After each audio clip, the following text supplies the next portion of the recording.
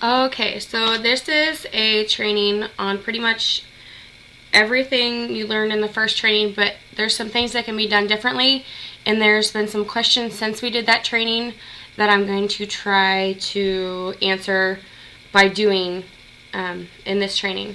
So after you log in as a therapist or assistant, this is your home page. It's got your schedule. Over here on the right are your alerts. And the main thing that you need to look for when you first log in is your referral inbox. Especially if you're a therapist and you have to do an eval, this is where those new patients are going to be. If you're an assistant, this is where the patients that have been forwarded to you by the therapist is going to be. So I'm going to show you a different way as a therapist to be able to do an eval from the schedule instead of doing it the way we were originally taught. You can do it whichever way you want, but I'm just going to show you the difference. So if we're doing it the new way, you would go to your referral inbox, and this is your new patient. On the first way we were taught, you would click eval from here, and it would take you to the referral page, and then you'd click proceed to eval. Let's say that it was the night before the eval and you wanted to review the patient, or it's an hour before the eval, or whenever. Sometime it can be right when you're doing the eval, whichever way you want to do it. You can click view or edit referral, and it's going to show you the entire referral right here. And then you can edit it if you know something has changed, or you can go back to the referral inbox, or you can go back to the patient record. Or you could just click go to your home page. It's still going to be in your inbox. You haven't done anything with it. If you're going to do an eval right from the schedule, it's going to be right here. The only way I can get that patient's name on your schedule as an eval is if I schedule it in, and I'll show you how that's going to affect things later. So if you're doing it right from the schedule, you're going to click select visit, and it's going to bring you here. Now this is where you enter your mileage. So if it was 40 miles from the last patient to this patient, depending on your contract agreement for mileage, a lot of the therapists don't get mileage. Some of them it depends on where they're at. Whatever the agreement in your contract is, you know how to put in your mileage. It's just like you do it now. If it's not the initial evaluation and I screwed up the schedule somehow, you can change that here. You can change the date here. So what you're going to do is you're going to go down here, and pretty much the only option you're going to want to choose is to go to the eval. And then that brings you to the eval. This is the same way it would have been had you clicked eval in the beginning from the drop down and done it the way we were taught the first time. So you can go through your eval here, you'll fill it out, you'll do all your stuff, I'm not going to fill it out, but so you'll choose your frequency down at the bottom of your eval. Check your time, make sure it's right, and let's say you're not done with the eval, you want to save it, and you have your patient sign it, do all this good stuff, but you need to go back to it later, so you save it. Okay, now we're going to go back to our home page because you're going to log out and go home and you're going to finish it later tonight. When you log back into your home page, you need to go to the alert side to access that quicker than going back to the patient record, going to the bottom. This is where your saved notes are going to be. You can go right back into it. Click edit and save. Maybe. And you're right back in your eval. You can finish it, double check your times again, and submit it.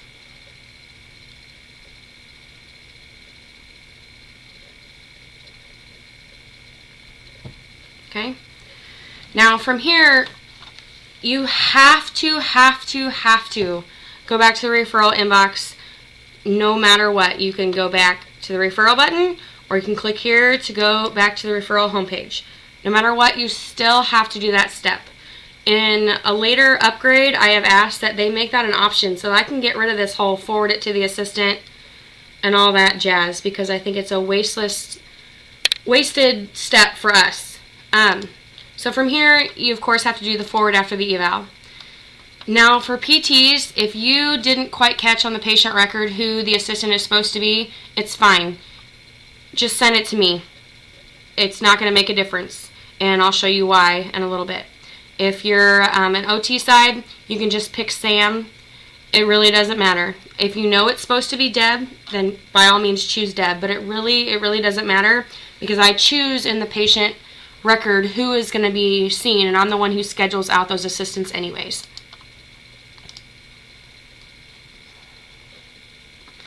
And when you forward that out, it's going to make you double check your frequency. You have to click submit. Go down to the bottom and click this green submit, or it's not going to leave your referral inbox. It's always going to be here if you did not hit that submit button. And I think that's a step a lot of people didn't realize. They had to scroll down and hit that submit button.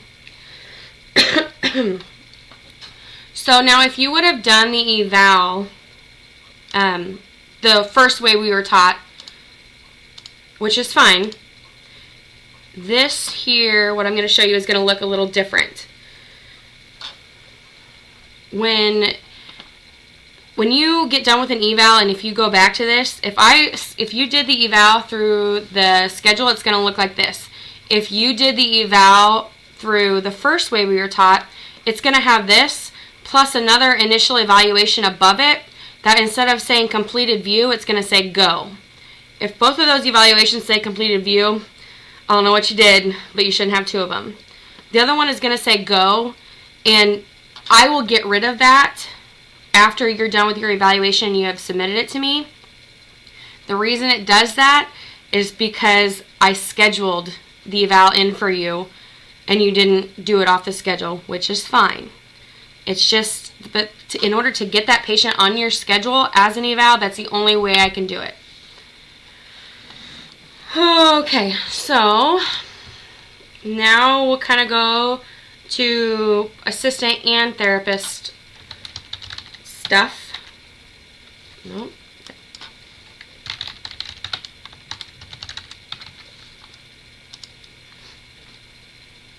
Okay. So assistants, when you first get in, and for everybody, this is what your schedule is going to look like if it were done. Now these are some patients that we have now that I've started scanning into the system, and this is just the visits I've already got scanned in. That's why those show up there. But so when you get sent a new referral, anytime an assistant or a therapist logs in, you need to go to your referral inbox first. Video test was sent to me. You need to click keep after eval, no matter if it's your patient or not. Look over what the frequency is supposed to be and click submit. And then you can go back to your home page.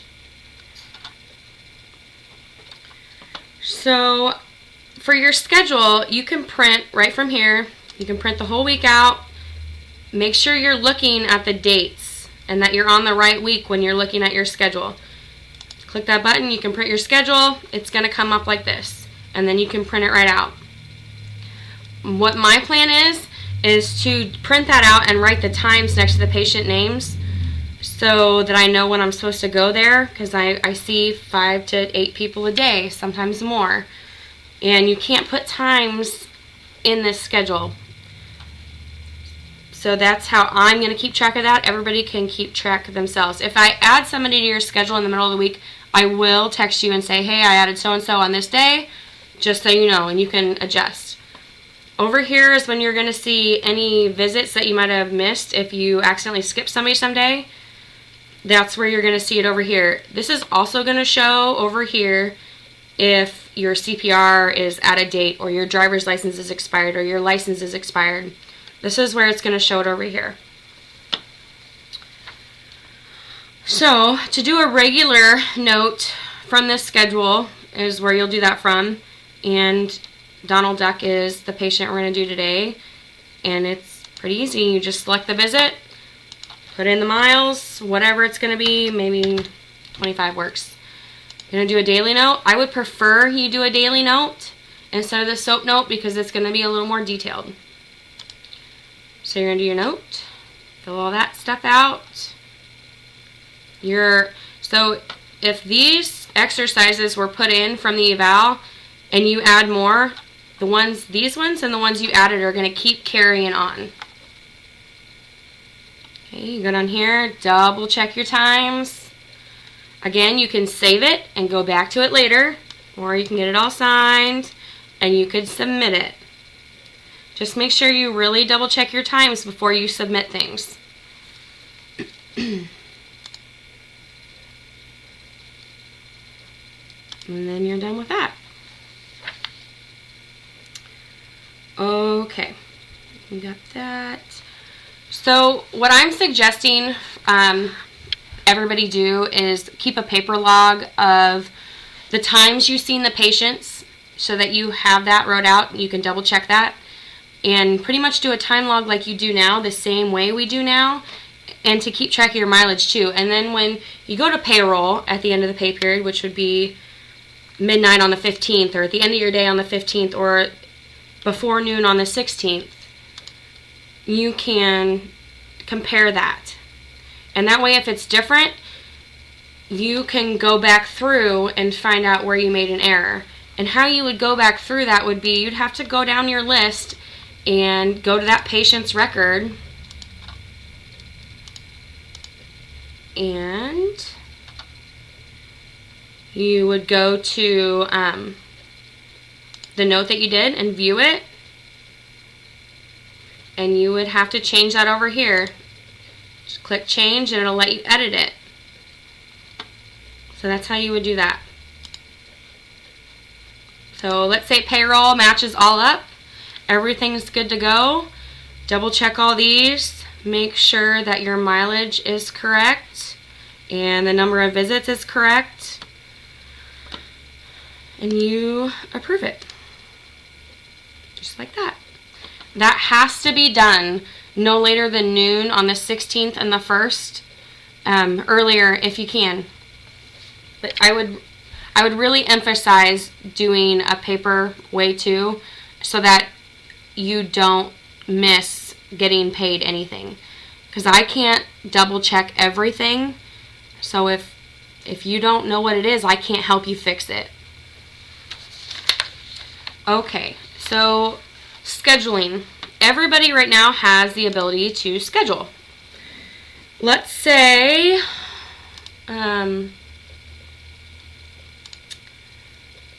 I want to see Donald Duck tomorrow, and I'm scheduled to see him tomorrow, but he tells me I'm not going to be home, I'm going to be at a doctor's appointment, so you're going to have to come on Saturday, or not there on Monday, you're going to have to come Tuesday, or you can't see him Monday, whatever it may be. If it needs to change, you go to that patient record, down here to the schedule and documentation, go to add and delete visits, and so he's not available on the 16th, so I need to get rid of that visit. And I need to add a visit for Saturday. There it is. It's there. Missed visits are a problem for anybody and everybody, and they're a big issue that comes up with the agencies. A missed visit is not okay really unless you've tried everything. So if you can't see that patient on the 15th, do not do a missed visit.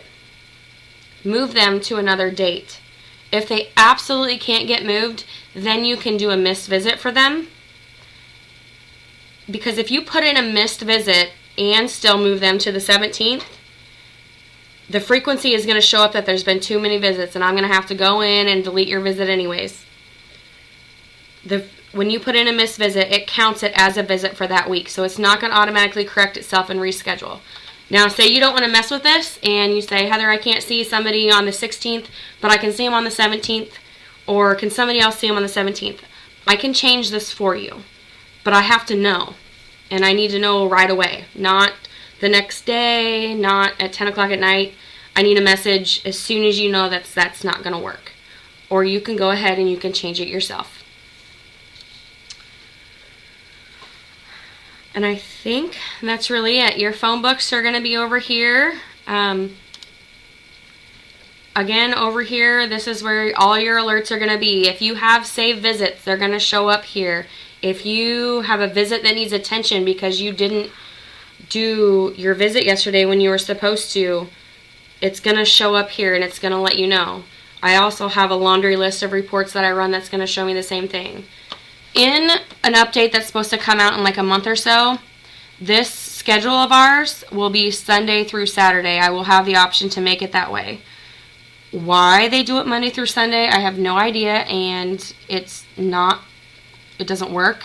So you have to make sure you're looking at the dates, especially if you're going to be seeing somebody on a Sunday, which is very rare, but it does happen. So make sure you're watching those dates. You can switch it to daily view if that's what you want for that day. If you know what you're doing for the week and you just want to see that day, when you open up to your home page, you can click that and you can set that how you want it up here. Okay, I think that's it. I hope this helps a little bit better. I know I kind of went through it fast, but this should kind of answer some of and a lot of the questions that have been being asked. Thank you.